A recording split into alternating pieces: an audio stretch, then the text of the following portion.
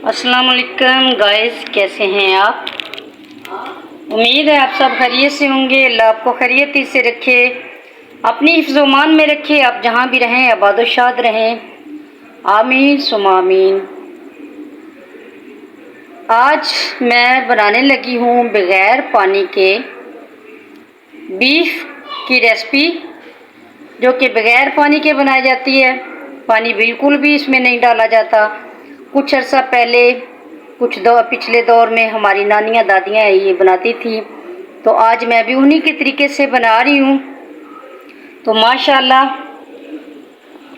2 या 3 केजी ये मेरे पास है बीफ है, जिसमें फ़ैट है।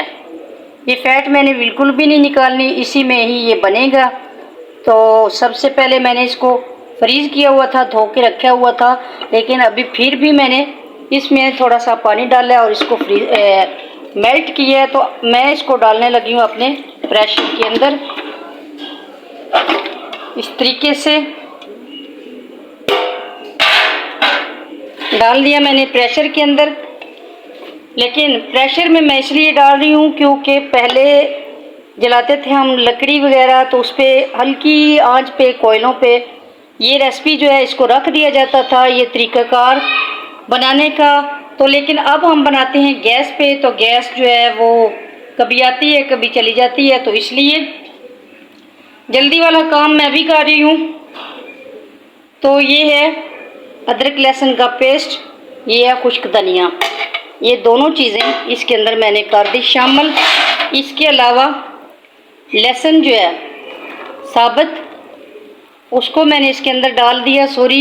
अदरक जो है उसको मैंने काटा हुआ है और लहसुन मैंने साबुत डाल दिया। तो नेक्स्ट इसके अंदर डालने लगी हूँ मैं नमक 1 टीस्पून। बस यही मैंने मसाले डालने इसके अंदर, इतने ही इसके अंदर मसाले डाले जाते हैं। तो अब मैं इसको लगाने लगी हूँ हीट। तो हीट मैंने बिल्कुल स्लो आंच रखनी है ताकि इसका पानी ये खुद से निकाले, और उसके बाद जब से ये पानी निकालेगा तो फिर हम इसको ओपन कर देंगे। माशाल्लाह माशाल्लाह 10 से 15 मिनट हो गए हैं इसको हीट लगाए हुए। अब चूल्हा मैंने कर दिया ऑफ और इसका वेट जो है उसको मैंने उठा दिया है। माशाल्लाह माशाल्लाह, ये आप देख सकते हैं, ये अपने लुहाब के अंदर अपने ही पानी के अंदर गल चुके हैं अच्छे से। अब इसको फ्राई करना है इसी लुहाब के अंदर जो इसने खुद निकाल रखा है। आई मीन कि इसकी ये जो फैट थी, इस फैट का ये जो घी बनता है, तो इसी में ही इसको मैंने फ्राई करना है। तो देखिए किस कदर मज़ेदार सी ये रेसिपी नमकीन, सिर्फ इसमें अदरक लहसुन का पेस्ट और नमक उसको मैंने ऐड किया है। माशाल्लाह माशाल्लाह, चूल्हा मैंने फिर से ऑन कर दिया।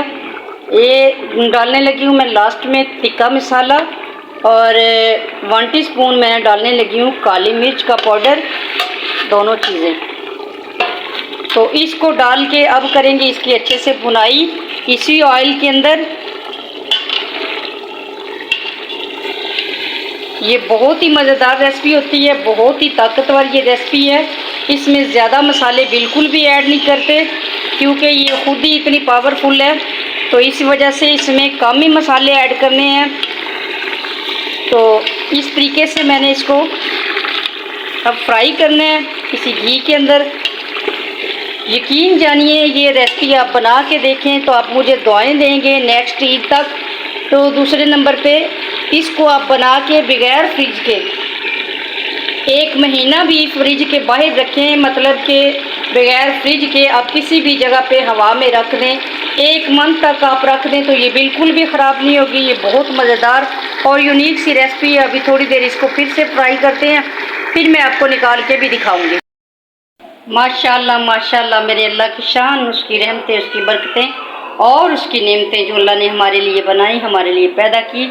वो अशरफुल मखलूक़ात हमें बनाया और अक्ल दे के, शऊर दे के हर काम करना सिखाया। तो ये देखिए माशाल्लाह से किस कदर मज़ेदार सी रेसिपी बन के हो गई है तैयार विदाउट वाटर के। मैंने ये बनाया है बीफ एट कैमल, क्योंकि ये कुर्बानी का गोश्त आप जानते हैं कि मिक्स ही होता है, तो ये दोनों गोश्त जो है मुझे मिक्स थे, बीफ भी और कैमल भी। हड्डी वाले गोश्त की ज़्यादा मज़ेदार सी ये रेसिपी बनती है। सिर्फ इसके अंदर काली मिर्च, अदरक लहसुन का पेस्ट और टिक्का मसाला यूज़ होता है, और कुछ भी नहीं इसके अंदर डालना। तो माशाल्लाह रेसिपी बन के हो गई है तैयार। उम्मीद है आपको पसंद आएगी। अगर पसंद आए तो लाइक शेयर कमेंट और सब्सक्राइब माय चैनल। अल्लाह हाफिज़।